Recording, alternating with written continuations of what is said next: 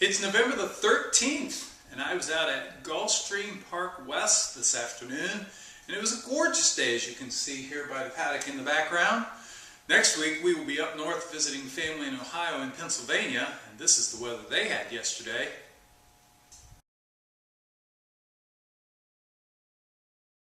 Six inches of snow and in the 20s. I don't know, I'll gladly take the bright blue skies and sunshines of South Florida. But here's how the racing went on this Thursday afternoon. First race of the day for me was from Laurel in Maryland. It was a claiming event. I like number 7, Cross Mountain. Cross Mountain is coming off the shelf for a barn that scored a 21% rate. It was 2-1 when I made my bet. It was 6-5 as they were loading in the gate. But as he hit the far turn, as you can see, he was 1-5 as he swooped up on the outside. 5.5 lengths front to back. Catalda's up top. Catalda from Emma Lena and Victoria's Comet to the inside.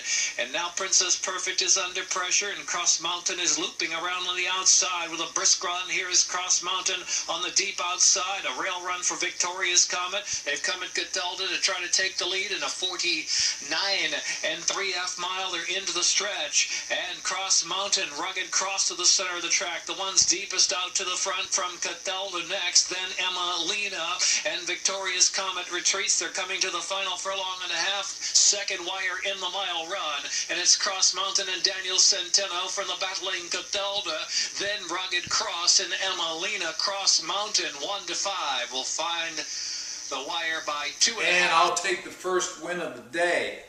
In the second at Aqueduct, I had number 1 Melville, who went off as the 4-5 favorite, led in deep stretch. I was counting my money, and he was nailed on the wire. At Finger Lakes, they were not simulcasting live, so I was watching it on my phone. I like number 1 Suave Tiger. He went off as the 7-5 favorite, and again, he was second best. But I did score my second win of the day, the third in Gulfstream. Number 4 Alico Castle was my selection. He was not the favorite. He went off as a nice 7-2 under Paco Lopez. He and the favorite were dueling into the turn. As they burst into the stretch, Alico Castle opened up. With the lead, it's still Blimey is a neck in front. Alico Castle to the attack second, and Van Citra is tipped off cover to rally now, and here's Van Citra toward the outside and coming on. Alico Castle's a short leader at the 8th pole with on the outside Van Citra coming at him and coming on. Alico Castle digging in, Van Citra right alongside now, but Alico Castle kicks gamely inside the 16th pole. Van Citra cannot reach Alico Castle. Who's the winner?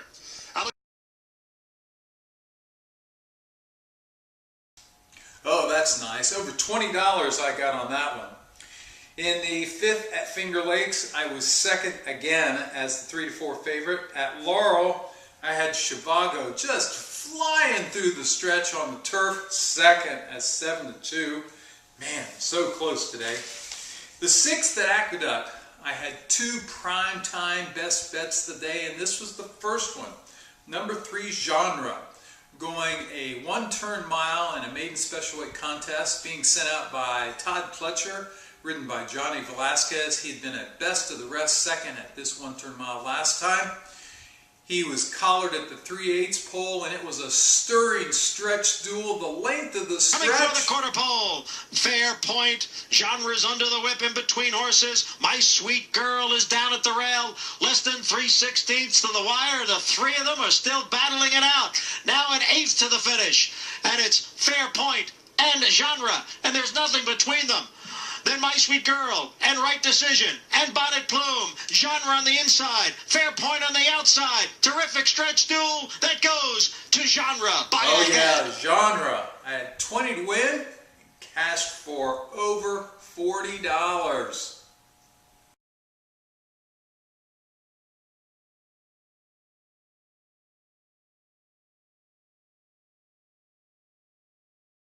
At Churchill Downs in the 6th, we were on the turf. I like number 5, Wings of Prayer, a juicy 5-1. I was counting my $60, squeezed in mid-stretch, and second to my second choice. Right back at Aqueduct in the 7th, we were going 9 furlongs on the turf, and my top selection was number 1, Party Now. Looked to be really tough. Twice she'd come off the shelf and had won in races like this. But she got scratched, and I did not like the entry mate. But I had written in my analysis that if the top one scratched, I like number 7, Bohemian Dance. She had nowhere to run in the stretch last time in Stakes Company. Today she was in a non-winners of 2. I thought she'd be pressing the pace, but instead, jockey Javier Castellano took her right to the lead. Oh, pokey fractions, 25, 50 and change. They hit the far turn. She was in front. But here came the closers. Into the stretch, it's Bohemian Dance. Here's Premium, and on the outside, Principessa Ava coming on. Clocher is back running in 4th. Principessa Ava, Premium, Bohemian Dance. Those 3 come down for the wire. Bohemian Dance with something left. Principessa Ava on the outside. Bohemian Dance won it. Yeah, another photo finish, but another winner. And here's the best part. She paid $9.20 with my double investment. I got nearly $50. That was nice. After running 3rd at Hawthorne, I was back at Finger Lakes with my bet of the day there. I liked number 1A, Rockford. Looked to be tough to beat in here for Jeremiah Englehart. Went right to the front. You have a hard time seeing him as he turns in the stretch because of all the snow. Rockford, Paddy Knuckles, Rule Paul's back to 3rd, Royal Argument 4th. Parting Answer is 5th and Shelby Deed. Rockford and Paddy Knuckles. Rockford has the lead. Paddy Knuckles not going down without a fight to the outside. Rockford tries to dig in. Paddy Knuckles trying to get him. Come and get him. It will be Rockford. Oh yeah, it's winter and I cashed for nearly $20. Right back at Laurel Park, we were on the turf sprinting 5 furlongs. I like number 6, Golden Story. Shot right to Coming the to the front. top of the stretch, Golden Story there in a 22 and 4 opening quarter, but facing a quarter-mile run into the second wire, into the stretch now, and it's Golden Story from Heroic and D with a 4-length lead. It's Golden Story. Golden Story still there and going strong, a 46-second half mile. Golden Story widening, as a matter of fact, that are heading on Toledo. Now 7 lengths in front as Hero's Notion comes running to the center of the track. Late run, Pirates Cove surging in between horses trying to get up on the Exacta. But it's Golden Story who never gave them a chance. Oh, easy peasy pie. The 3rd at Hawthorne, I like number 6, Creative Art. It's funny how sometimes you get the gut feeling on horses like this. Here's a horse that at Hawthorne was 5-0-4-0. 4 out of 5 times he'd run second. In his career, 21 starts, 5 wins, 10 seconds. Does he just have a career full of second-itis? Today, I thought was the day. In fact, I wrote, if he's ever going to win, it's going to be today. Split horses at the top of the stretch. It's Warren Missile now with the lead. On the outside, Creative Art tries to rally on. Hot Pepper Please down along the rail, 3rd. Flying Mr. K, 4th. Sacred Reigns, 5th. Little more than a 16th to go. Here's Creative Art up to get the lead. Warren Missile racing 2nd. Creative Art is drawing away in deep stretch, and Creative Art won it. Warren Missile 2nd. Hot Pepper And Please I 3rd. cashed again. The 9th at Aqueduct was their finale. It was my 2nd primetime best bet of the day. I thought Simple Love looked just tons the best. Saving ground all the way into the far turn, slipped through. And Simple Love comes right on through now to challenge Lakeview Lady for the lead. Weinbergler's just in behind, there in the stretch. And it is Simple Love, Weinbergler coming on through, Lakeview Lady on the outside, then Bartiromo and Veronica Bay. Simple Love leads by 2, then Bartiromo far outside, it's Chow Fun. Simple Love trying to hold off Bartiromo. They come for the wire, and Simple Love gets the victory. Oh yeah, another $33 as I hit my 2nd primetime bet of the day.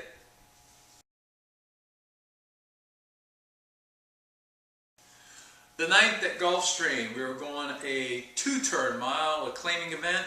Alguna had raced for twice this price tag in her last 4 starts. She dominated both. She looked much the best, sent off as the prohibitive 3-5 favorite.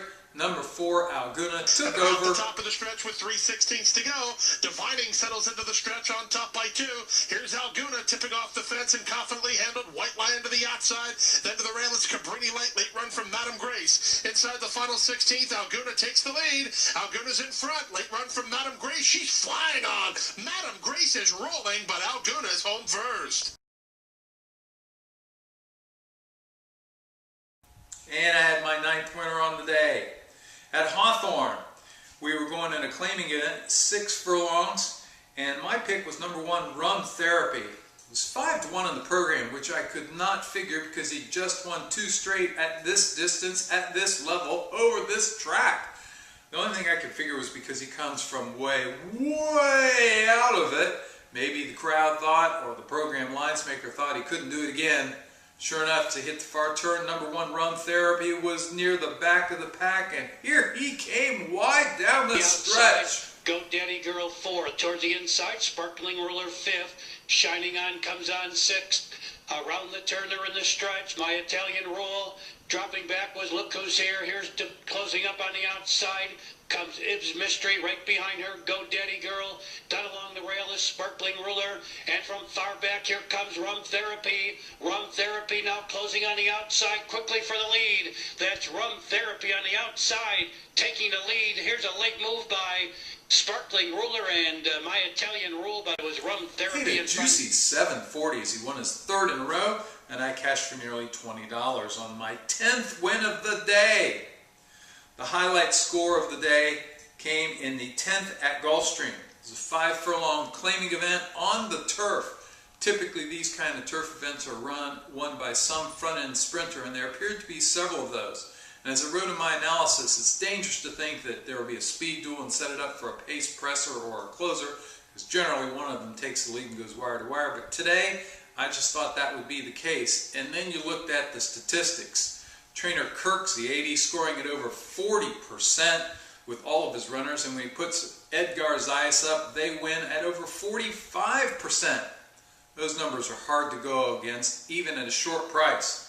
I thought he'd sit right off the pace and make his move as he turned for home. Sure enough, Morning Brew was right there. Number 3, shifted off the rail. Big Notion saving ground. His dad's laughing. They're out the top of the stretch. Jose Caraballo and up on the outside, over and back, just took a short lead.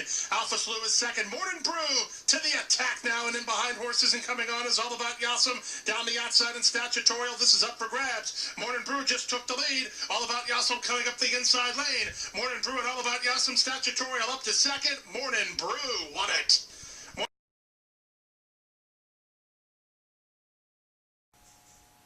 Oh, and did you see that price? $12.20! I doubled that. I got back over $60 to guarantee a solid winning day. I came in 2nd in 2 of my last 4 races, so for the day, I had 33 selections, a full day of racing. Good times at the track. Scored 11 times, big 33%, 7 seconds, 2/3, and a flat bet profit on the day. It was a good day under the sunny skies at Gulfstream Park West.